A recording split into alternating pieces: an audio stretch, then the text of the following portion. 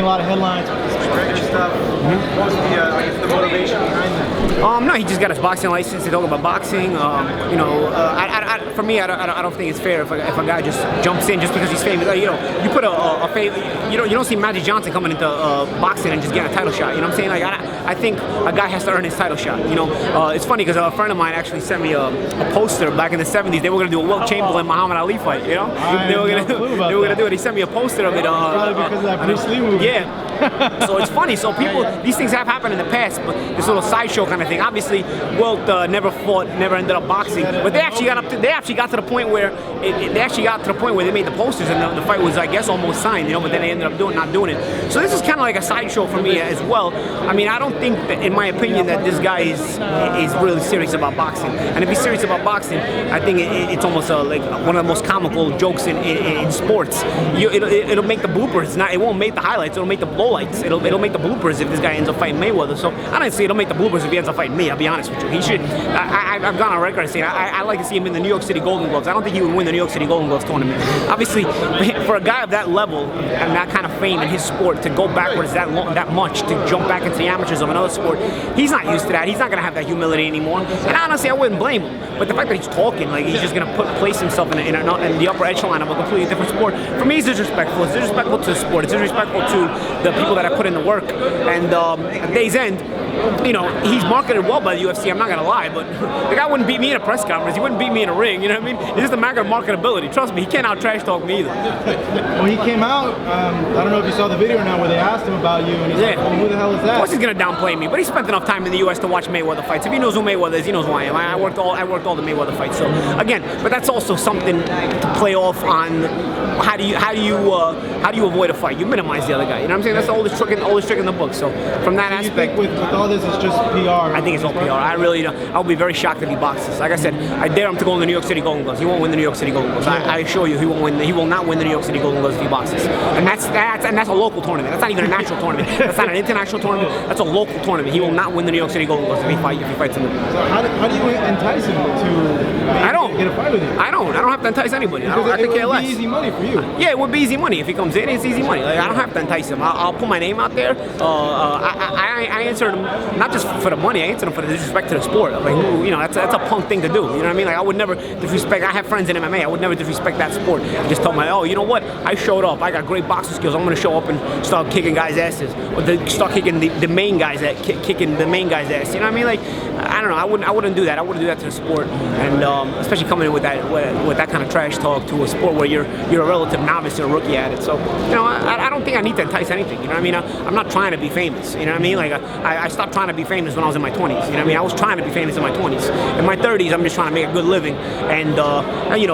look for some opportunities in life that give me memories. That's what I call them now. Memories. Like when you look back on your life and you created memories. And I think it would be a funny promotion between me and McGregor, but I don't think the fight would be that memorable because it would probably end up being one-sided.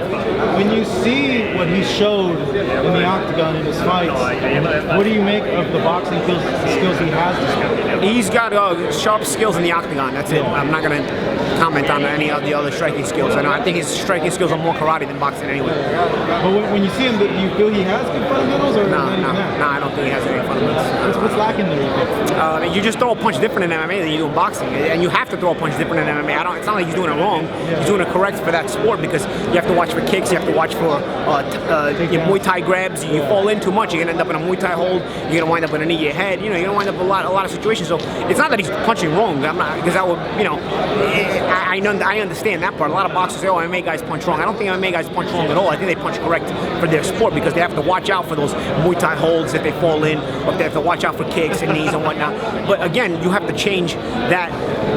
You have to change some of those tendencies if you come to boxing, and that is not something that you do overnight. Changing wrong tendencies, because once you come to boxing, the tendency becomes wrong. It's not right anymore. And to change wrong tendencies, it's more difficult than to learn a new tendency, because to change wrong tendencies first, it's like breaking cement. Anybody that's broken cement understands how difficult that is. You got to first break the cement and then redo it. You know what I mean? Like, as opposed to if you're just teaching a relative novice, you have a better opportunity to teach him the right way from scratch. So I think training McGregor, I mean, he's got athletic ability. It's worse than training an average guy who's got athletic ability, because an average guy who's got athletic ability is giving you a blank piece of paper and you can paint your canvas on it. I think McGregor, who's coming in with his own stuff already, you have to undo it and then redo it. It's a lot of work. It's a lot more work. I think it's going backwards for him. I don't think it's worth it for him.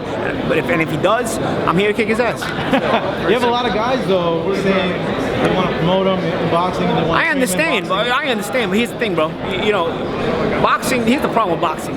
Not enough trash talkers anyway. You know what I mean? Like, I know people get mad at AB for trash talking and whatnot, but you need characters like that in boxing. Because WWE sells, the thing is scripted. You know what I mean? It's a scripted deal, but just because the trash talking is so good, people still watch it. Mixed martial artists are better trash talkers than boxers. A lot of mixed martial arts promotions are full of trash talk. People watch it, it sells.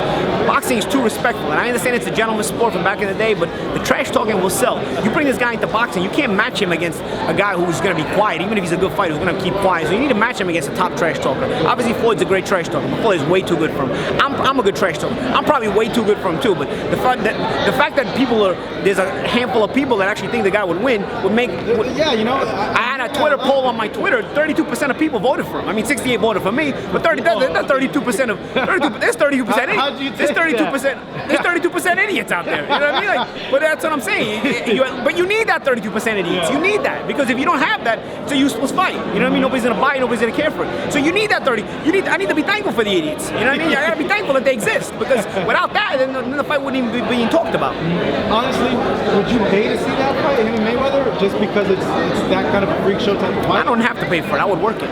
No, I know, but I'm saying, if you I'll see where you guys gonna be downstairs. I'll see you in a minute. Okay, downstairs. If you were in a position, I guess, where you had a chance. Yeah. I mean, you'd watch it, right? Yeah, I mean, who's not gonna? I'm a combat fan. You know, I watch the UFCs. I watch Bellator. I watch boxing. You know, I'm a combat sports fan. So I'm not the kind of guy. You know, that's the thing. A lot of UFC fans are mixed martial arts fans, and mixed martial arts in general don't watch boxing. But on the boxing side, you know, we have a lot of respect for any combat sports in general. We'll watch any combat sport. You know, myself included, I watch all the combat sports.